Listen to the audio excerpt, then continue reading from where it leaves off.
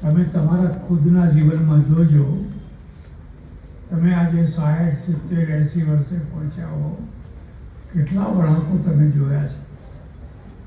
તમારા વસ્ત્રો બદલાઈ ગયા, તમારી ભાષા બદલાઈ ગઈ, ખાનપાન બદલાઈ ગયું, રહેણાંક બદલાઈ ગયું. આ બધું સ્વાભાવિક છે. જે લોકો પરિવર્તન કે વળાંક નથી સ્વીકાર કરતા એ વગર મોતે મરી જતા હોય છે. વગર મોતે મરી જતા હોય છે. એટલે જેને આપણે સનાતન ધર્મ કહીએ છીએ એમાં ઓછામાં ઓછા 4 વળાંક આવેલા છે, પરિવર્તન આવેલા છે. સૌથી પ્રાચીન કાળમાં તમે જેને જોશો, માત્ર ધર્મ શબ્દ છે, ધર્મ, કોઈ વિશેષણ નહીં. ભગવદ્ ગીતા, મનુસ્મૃતિ, પુરાણો, માત્ર ને માત્ર ધર્મ શબ્દ. યદા યદા હિ ધર્મસ્ય, ધર્મસ્ય, કોઈ વિશેષણ નહીં. યતો ધર્મસ્તતો જય, માત્ર ધર્મ શબ્દ. માત્ર આ પહેલું આપણું મૂળ છે. પછી કાળે કરીને એમાં એક મોટો વળાંક આવ્યો, અને એ વળાંકે કહ્યું વર્ણાશ્રમ ધર્મ. વર્ણ અને આશ્રમ આ બે ભેગા થાય એનું નામ વર્ણાશ્રમ ધર્મ. મેં કહ્યું એમ પ્રાચીન ગ્રંથોમાં ક્યાંય ધર્મનું વિશેષણ નથી. વર્ણાશ્રમ આ બીજો વિશેષ, બીજો વળાંક આવ્યો. ત્રીજો વળાંક આવ્યો જ્યારે આ દેશમાં આચાર્યો થયા. આદ્ય શંકરાચાર્યથી માંડીને મોટા 10 આચાર્યો થયા ત્યારે આવ્યો. એ વર્ણ એ શું આવ્યો? વર્ણાશ્રમ ધર્મને અધિકારવાદમાં પરિણત. એ અધિકારવાદને ઘણા લોકો બ્રાહ્મણ ધર્મ કહે છે. ઇતિહાસમાં તમે જોજો, એને બ્રાહ્મણ ધર્મ કહ્યું. બધા અધિકારો બ્રાહ્મણ પાસે. આજે શંકરાચાર્યજીએ ભગવદ્ ગીતાની ઉત્થાનિકામાં લખ્યું હતું, દેવક્યામ કિલસમ બભૂવ ભગવાન વાસુદેવ વર્ણાશ્રમ ધર્મ રક્ષણાર્થમ રક્ષિતે હિ બ્રાહ્મણે રક્ષિતા સર્વે. જો તમે સંસ્કૃત ભણેલા હોય તો વાતને સમજો. રક્ષિતે હિ બ્રાહ્મણે રક્ષિતા સર્વે. બધો અધિકાર બ્રાહ્મણો. ઓમકાર કોણ બોલે? માત્ર બ્રાહ્મણ. સંન્યાસ કોણ લે? માત્ર બ્રાહ્મણ. શિવજીને જળ કોણ ચડાવે? માત્ર બ્રાહ્મણ. તમે નહીં, તમને અધિકાર નહીં. બારનો. આ અધિકારવાદ આવ્યો. હું કાશીમાં રહેતો ત્યારે એક બહુ મોટો વિવાદ ચાલેલો. એ વખતના જે કાશીના મહારાજા હતા એમને સંન્યાસ લેવાની ઈચ્છા થઈ, અને કાશીના જુનવાણી બ્રાહ્મણોએ વિરોધ કરીને કહ્યું, સંન્યાસ માત્ર બ્રાહ્મણ જ લઈ શકે. તમે ક્ષત્રિય છો, તમને સંન્યાસનો અધિકાર નથી. અધિકાર છે કે નહીં એ વિવાદ માટે ચર્ચા ચાલે. એની હું આ ચર્ચા નથી કરવા માંગતો, પણ હું પોતે ઘણા સમય સુધી દંડી સ્વામીઓમાં રહેતા. મને કશી ગતા નહીં. એ સંન્યાસના કેટલા પ્રકાર, કેટલા સ્વરૂપ, કાંઈ ગતાગમ નહીં. ચાલતા ચાલતા ચાલતા કાશી પહોંચી ગયેલો, અને કાશીમાં દંડી સ્વામીના મઠમાં મને પહોંચાડી દીધેલો. અને દંડી સ્વામીએ મને કહ્યું, જો ત્યારે હું 21 વર્ષનો છોકરો, મારું તો જીવન બરબાદ થયું, પણ પણ તારું જીવન બરબાદ નહીં કરવું. મને નવાઈ લાગી. મેં કહ્યું શું કહેવા માંગે છે? અને કે હું ભૂલથી પંચગોળમાં દીક્ષિત થઈ ગયો. આપણે પંચ દ્રવિડ છીએ, તારે પંચ દ્રવિડમાં દીક્ષિત થવાનું. મારી બધા જાણે કે આ પંચગોળ કોણ અને પંચ દ્રવિડ કોણ, મારી બધા જાણે. એ મને એક દ્રવિડનો જાની મઠ હતો ત્યાં મોકલી દીધો. પછી તમે મારા અનુભવો વાંચો, ઘણા અનુભવો થયા, મારું જાણ્યું નહીં. હવે જાની મઠવાળા મને શું કહેજો, ભિક્ષા લેવા જાય આ બ્રાહ્મણના ઘરેથી લેવાનું, આ બ્રાહ્મણના ઘરે આનાથી નહીં લેવાનું. મેં કહું કેમ? એ પંચગોળ છે, આપણે પંચ દ્રવિડ છીએ. તમારામાંથી ઘણા ખરાને ખબર નહીં હોય કે આ પંચ દ્રવિડ ને પંચગોળ આ શું બધા. હવે પાછું એક ભૂમિહાર નવા ઊભા થયા, ત્રીજા ઊભા થયા. આ અધિકારવાદ હતું, કારણે હિન્દુ ધર્મને પારાવાર નુકસાન થયું. નુકસાન અહીંથી થયું. એ નુકસાનને આપણે આજે પ્રત્યક્ષ જોઈ રહ્યા છીએ. દલિતો દુશ્મન, ઓબીસી વાળા દુશ્મન, એ તમને પૂછે કે અમને તમે આપ્યું શું? હમણાં રાજકોટમાં બહુ મોટા મોટા ધર્મગુરુઓની સભા ભેગી થયેલી. હું ના ગયો, સારું થયું. કારણ કે એમાં માત્ર આત્મશ્લાઘા સિવાય કંઈ નહોતું. હમ મહાન, હમ મહાન, હમ મહાન. આ રોગ છે, રોગ. આ રોગ છે. મહાન મહાન કહેતા તમે પખ્તુનિસ્તાનમાંથી ખલાસ થઈ ગયા, પાકિસ્તાનમાંથી ખલાસ થઈ ગયા, બાંગ્લાદેશમાં ખલાસ થવા બેઠા છો, ઇન્ડોનેશિયામાં, મલેશિયામાં બધે ખલાસ થઈ ગયા. સીમિત થતા ગયા.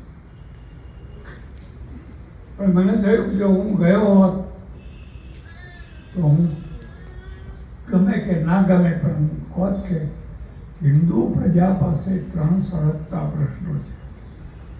3 સળગતા પ્રશ્નો છે. બીજા પ્રશ્નો નહીં ઉકેલો તો ચાલશે, પણ સળગતા પ્રશ્નો 3 છે. પહેલો પ્રશ્ન છે વર્ણ વ્યવસ્થાનો. તમારે આખા હિન્દુ સમાજને સાથે રાખવો છે. દલિતોને, ઓબીસીને, ભીલોને, ફલાણાને, ફલાણાને તો વર્ણાશ્રમ કાઢી નાખો. આપણે મૂળ ધર્મ, માત્ર ધર્મ, શરૂઆતમાં તમે જુઓ બધે માત્ર ધર્મ, ધર્મ ને ધર્મ. જન્મના જાયતે શુદ્ર સંસ્કારાત દ્વિજ ઉચ્યતે વેદાધ્યયનાત તો વિપ્રસ્તુ બ્રહ્મ જ્ઞાનાત તો બ્રાહ્મણ. આ આપણું પ્રાચીન મૂલ્ય હતું. એ મૂલ્ય ફરીથી લાવવું પડશે. એક પહેલી વાત છે. ત્યારે વર્ણાશ્રમ ધર્મની વિદાય કરશો તો શું રહેશે? સનાતન ધર્મ. સનાતન ધર્મ એટલે એમાં વૈદિક ધર્મે આવે, પૌરાણિકે આવે, વેદ અને પુરાણ બહારનાય આવે. મારે આર્ય સમાજમાં જવાનું થયેલું. મેં કહ્યું હવે માત્ર વૈદિક ધર્મથી નહીં ચાલે. રામદેવ પીર વેદમાં છે, આ સંતોષી માતા વેદમાં છે, આ બધાય આપણા છે. આ બધાય આપણા છે. એમને તમે નેગ્લેક્ટ નહીં કરી શકો. એટલે સનાતન ધર્મનો અર્થ થાય છે જેમાં વૈદિક આવે, પૌરાણિક આવે, હનુમાન ચાલીસાએ આવે, રામદેવે આવે, સંતોષી માતાએ આવે, ત્યાં દશામાં આવે, બધાય આવે, બાપજી આવે, ઘોઘા બાપજી આવે, રબારીઓ બધા, નાગ બાપજી આવે, બધા આવે, ઓલ રાઉન્ડ બધું.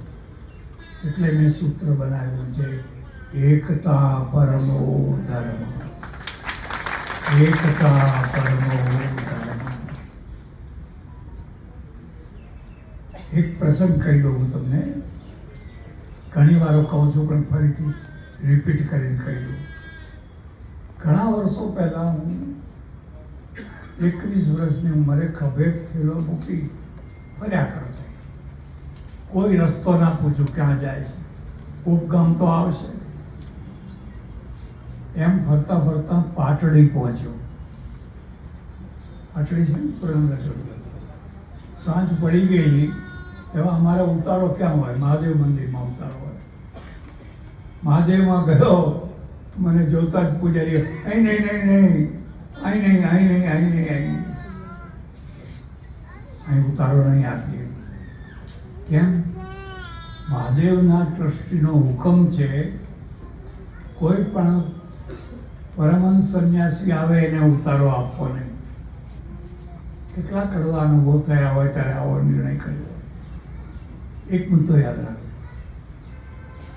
તમે જે જીવો છો એ આગળના વ્યક્તિત્વથી જીવો છો, અને તમારા વ્યક્તિત્વથી આગળની પ્રજા જીવવાની છે. જે આગળના માણસો થઈ ગયા એમણે જે છાપ મૂકી, હારી મૂકી એનો લાભ તમને મળે છે, ખોટી મૂકી એનું દુઃખ તમને મળે છે. દરેક જગ્યાએ.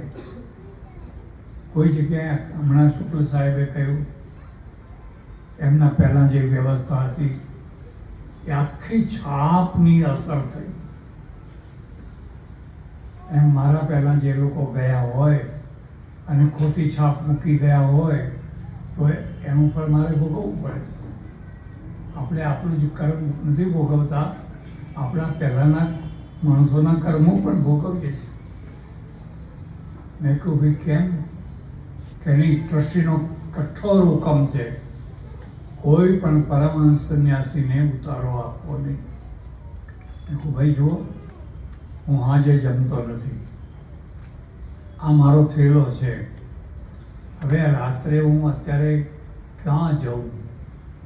કોઈ બીજું મંદિર મહાદેવ બીજું છે? મને કે હા એક વૈષ્ણવ મંદિર છે, કૃષ્ણ મંદિર, તમે તપાસ કરો. તમે થેલો મૂકીને હું કૃષ્ણ મંદિર ગયો. હવે કૃષ્ણ મંદિરમાં તો એક બહુ મોટો બખેડો ચાલે, બહુ મોટો બખેડો ચાલે. એક બીજો વાત કહું તમને, મંદિર હોય કે મહાદેવ હોય, મસ્જિદ હોય કે ચર્ચ હોય, જ્યાં મિલકત હોય, સત્તા હોય, ત્યાં નાના મોટા બખેડા રહેવાના. કેટલાક બહાર આવે ને કેટલાક બહાર ના. અંદર જાઓ તો ખબર પડે. મારા એક ઓળખીતા સજ્જન છે મોહનભાઈ સિંધી, રોજ આશ્રમમાં કલાક બેસે. મને તો હું સંન્યાસ લેવા આખા ભારતમાં ફર્યો. મારે સંન્યાસ બધું છોકરાઓને આપી દીધું, મોટી મોટી પેઢીઓ બધી, મોટા મોટા આશ્રમોમાં ફર્યો અને નક્કી કર્યું કે કોઈ સારી જગ્યા મળે તો હું સંન્યાસ લઈ લઉં. પણ મારું મન ક્યાંય ઠર્યું નહીં. મેં કહ્યું કેમ? એમ મને એમ લાગ્યું કે આમના કરતા તો આપણે હારા છીએ. એટલે પાછો ઘરે આવ્યો. મેં કહું પછી કે તમારું પુસ્તક વાંચવામાં આવ્યું, મારા અનુભવ, અને મારી શંકા દૂર થઈ ગઈ. ઘર સંન્યાસ.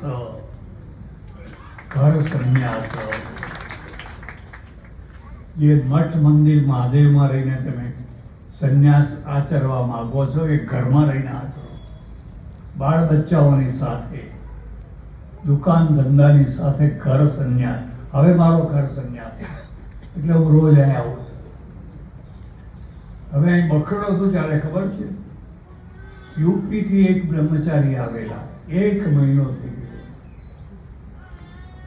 અને એ જ સમયે બરાબર પાટડીમાં એક લાકડાનું મોટું પીઠું, એના ગુરુ પૂંજીરામ સોની આવેલા. ભાઈ ભાઈ ગડબડ ના કર. પૂંજીરામ સોની છે એ સોની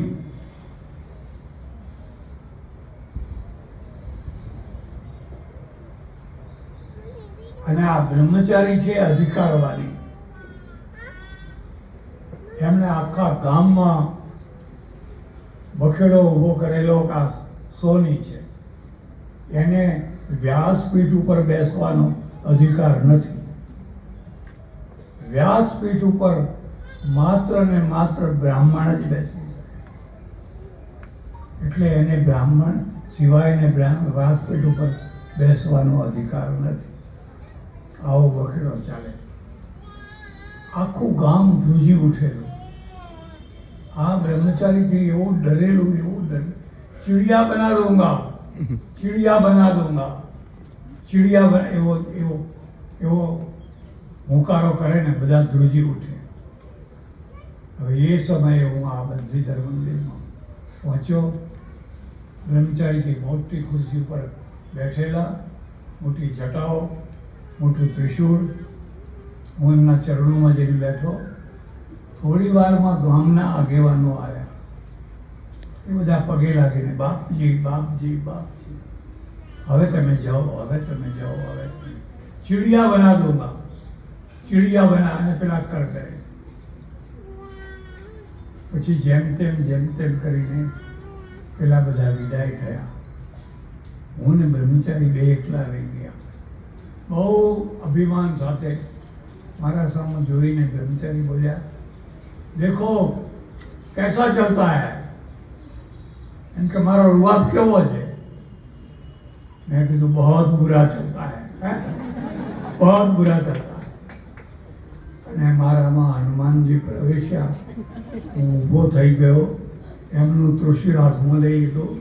चिड़िया बनाना है, बनाओ मेरे को, बनाओ मेरे को, चिड़िया बनाओ. ધ્રુજી ઉઠ્યા. તમારે કબૂતરો ચકલી બનાવો એ તો કબૂતર છે જ બને, મને બનાવો. ઠંડા એમ થઈ ગયા. પછી હું ઉતરીને આવતો રહ્યો અને આખા પાટડીમાં વાયુ વેગે સમાચાર ફેલી ગયા, સાક્ષાત બંસીધર મહારાજ આવ્યા છે. ચમત્કારોનો દેશ છે. પેલા બ્રહ્મચારીને એવા ખખડાયા, એવા પછી વધારે લોકો એવા ખખડાયા કે ચૂપ થઈ ગયા. હું મહાદેવ પહોંચ્યો ત્યાં તો પેલા પૂજારીએ કહ્યું, ટ્રસ્ટીશ્રીનો સંદેશ આવ્યો છે, મહારાજને રાખજો, જવાના દેશો. ફરી સંદેશો આવ્યો, સવારે મારે ત્યાં જમીન જાય. સવારે હું પાટડીમાં નીકળ્યો, આ મારા લો, આ મારા લો, આ મારા લો. ઓહો, એક મુદ્દો યાદ રાખજો, પરાક્રમ કરવાની તકો રાત દિવસ નથી મળતી. જિંદગીમાં કોઈ વાર જ મળતી હોય છે, અને એ દુર્લભ તક છે. એ અર્જુનને મળી. કૃષ્ણ ઝૂંટવી લેવા માંગતા હતા, યુદ્ધ નથી કરવું. નહીં નહીં નહીં, મારે કરવું જ છે. જ્યારે તમને આવી તક મળે અને તમારો વિવેક બુદ્ધિ જાગૃત હોય, એ તકને જતી ના કરશો, જતી ના કરશો. એ તમારો ઇતિહાસ છે, એમાં તમારો ઇતિહાસ છે. બહાર નીકળો તો મહારાજ પેણા ખાજો, મહારાજ પેંડા ખાજો. અરે ભાઈ કંઈ નથી ખાવું. તો 10 વાગે ટ્રસ્ટી આવ્યા ને પગે લાગી ગયા. ઓહો, મારે ત્યાં જમવા ચાલો, મારે ત્યાં જમવા ચાલો. લાડુ, દાળ, ભાત, શાક. લાડુ મળે પછી શું જોઈએ બ્રાહ્મણ. હવે મેં પેલા બ્રહ્મચારીને ચેલેન્જ કરી. મેં કહ્યું, તમને ખબર છે આપણા 3 મોટા વક્તાઓ, તમે કહો છો ને શુદ્રને વ્યાસપીઠ ઉપર બેસવાનો અધિકાર નથી, આપણા 3 મોટા વક્તાઓ શુદ્ર હતા. તમને ખબર છે? વ્યાસની માં મત્સ્યગંધા માછણ હતો. માછણનો દીકરો આટલા મોટા પુરાણો રચ્યા, 18 મહાપુરાણ, 18 ઉપપુરાણ, બ્રહ્મસૂત્ર વગેરે વગેરે. એ વ્યાસની માં માછણ હતી અને એણે આખા હિન્દુ ધર્મનો પુનરુદ્ધાર કર્યો. મેક્સ મુલરે કહ્યું છે આટલું બધું જો કોઈ એક માણસે લખ્યું હોય, દ્વિભુજા પરમેશ્વર, એ 2 હાથવાળો ભગવાન હોવો જોઈએ. આ માછણનો દીકરો હતો. આવો કોઈ બીજી વાત કહું તમને ખબર છે?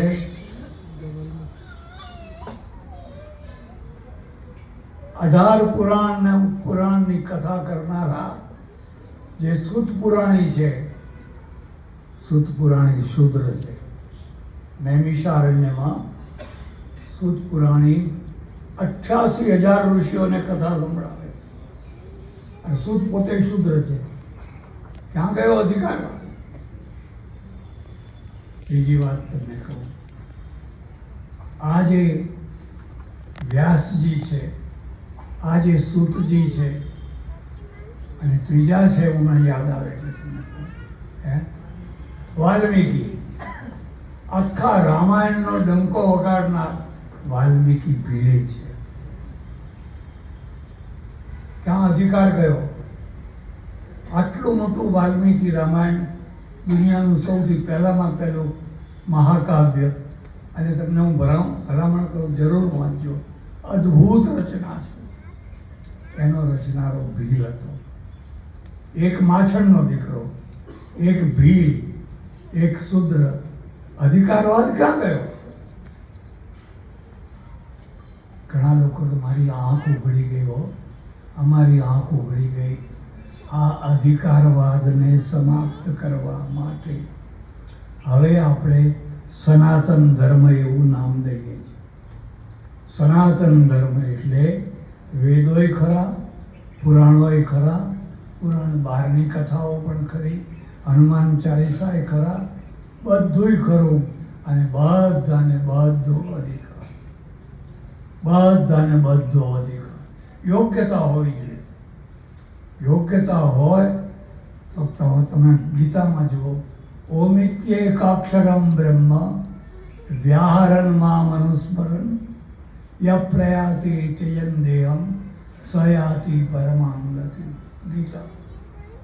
અર્જુન, મરણકાળમાં જે ઓમ ઓમ ઓમ ઓમ એમ બોલતા બોલતા જે શરીર છોડે છે, એ મારી ગતિને પ્રાપ્ત કરે છે.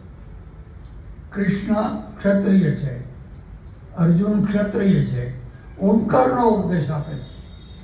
ત્યાં ક્યાં બ્રાહ્મણ છે? ક્યાં અધિકાર છે? બધાને અધિકાર છે. એટલે હવે આપણે સનાતન ધર્મી છીએ. ઉદારતાથી બધું સ્વીકારવાનું.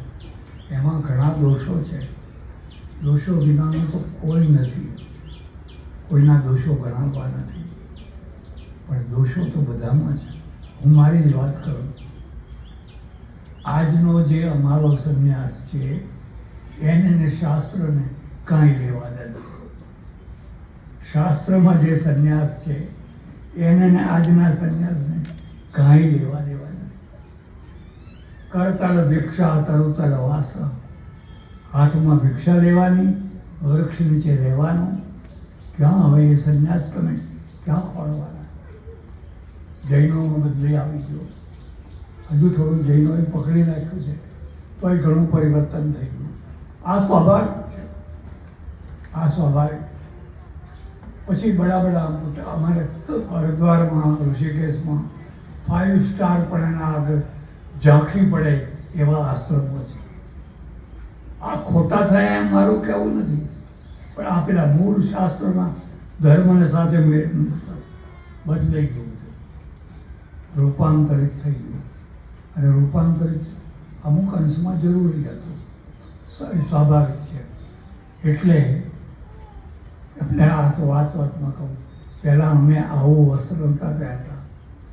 ગૂઢો કલર હતો, એકદમ ગુંડો કલર, જે અત્યારે મહાયાનવાદી બૌદ્ધો પહેરે છે.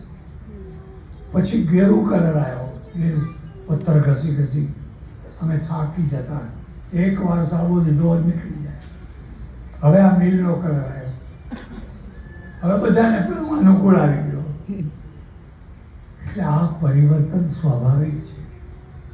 એમાં સારું હોય એને સ્વીકારવાનું, કંઈ ખોટું બેસી ગયું હોય એને દૂર કરવાનું એ જરૂરી છે. મારો મુદ્દો ફરીથી કહું છું, એકતા પરમો ધર્મ. ભાજપ સરકાર, મોદી સરકાર, વિશ્વ હિન્દુ પરિષદ, RSS ફરીને બધે એકતાની વાતો કરે છે. આજે આદિવાસી ક્ષેત્રમાં અમારા એક PP સ્વામી છે, સ્વામિનારાયણના, કેટલા હનુમાનના મંદિરો ઊભા કર્યા છે. આદિવાસીને પેલા ઈસુ તરફ પડ્યા હતા, બધા ઈસુ તરફ પડ્યા હતા, એમને હનુમાન તરફ વાળ્યા છે. આ એકતા પરમો ધર્મ. હવે આ નહીં કરો તો જે બાંગ્લાદેશમાં થયું એ દશા આપણી થઈ શકે છે. તમે કેટલા ટકા આ વિશાળ જનતાની ઉપેક્ષા તમે ન કરી શકો?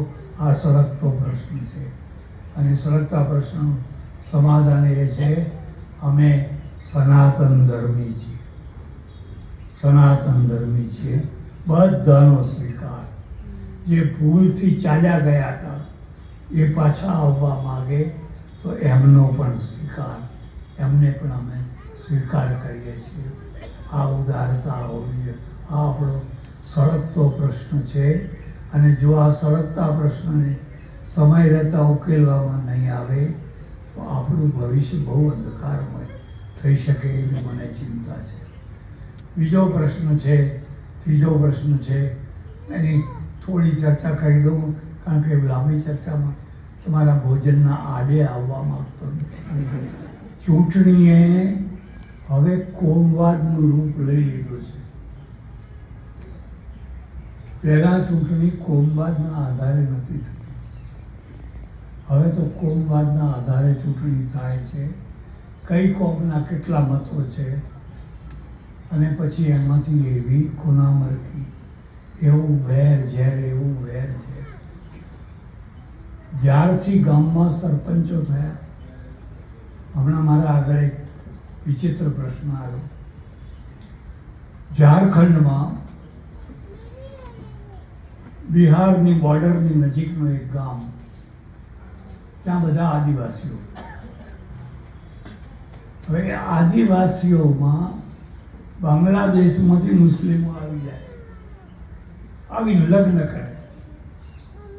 એક લગ્ન ઘરવાળી ત્યાં હોય ને એક અહીં હોય, અને આદિવાસીઓ હોંશે હોંશે એની સાથે પડે, પૈસા આપે, હોંશે હોંશે.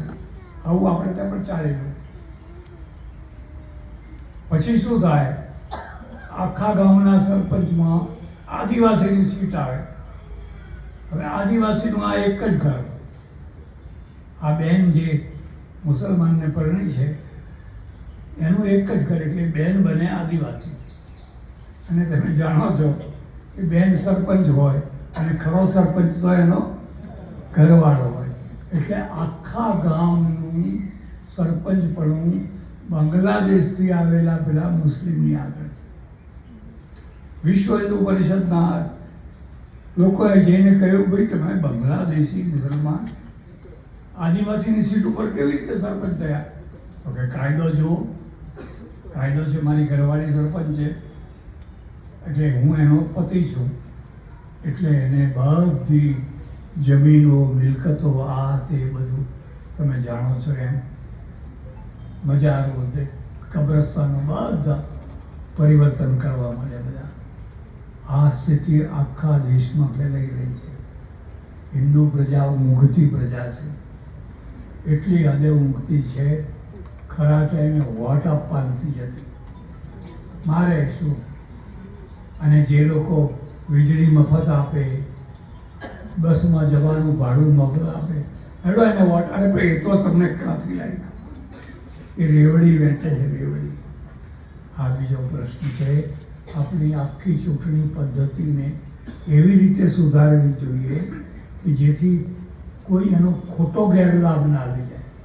જો ખોટો ગેરલાભ લઈ જશે તો તમે તમારી કાયદાના દ્વારા જ તમારી ઘોર ખોદવાની. આ બીજો પ્રશ્ન છે, હવે ઊભો થયો છે અને બહુ વિકટ પ્રશ્ન છે. ઘણા વર્ષો પહેલાં જવાહરલાલ નહેરુજીએ આ દેશને તટસ્થ નીતિ આપેલી અને એ તટસ્થ નીતિના પરિણામે આપણે એકલા પડી ગયેલા, કોઈ સાથે નહીં. એમાં આપણે તિબેટ ખોયું. સરદારે સાવધાન કર્યા, નહેરુ ના માન્યા. કાશ્મીરમાં સરદાર હતા તો કાશ્મીર બચ્યું, નહીં તો કાશ્મીરે બચવાનું નથી. હવે આ આખી નીતિનું રૂપાંતર થઈ રહ્યું છે, કરી રહ્યા છે. આજે આપણે એકલા નથી, આપણી સાથે દુનિયાની મોટી મોટી સત્તાઓ છે, અમેરિકા છે, એટલે તો યુદ્ધ અટક્યું છે, નહીં તો યુદ્ધના કિનારે પહોંચી ગયા હતા. ચાઇના હવે પહેલાંનું ચાઇના નથી અને ભારત હવે પહેલાંનું ભારત નથી. પણ ભારત અને ચાઇનાની તુલના કોઈ રીતે થઈ શકે એવી નથી. યુદ્ધની તૈયારી હતી અને મોદીએ જે મુત્સદ્દીગીરી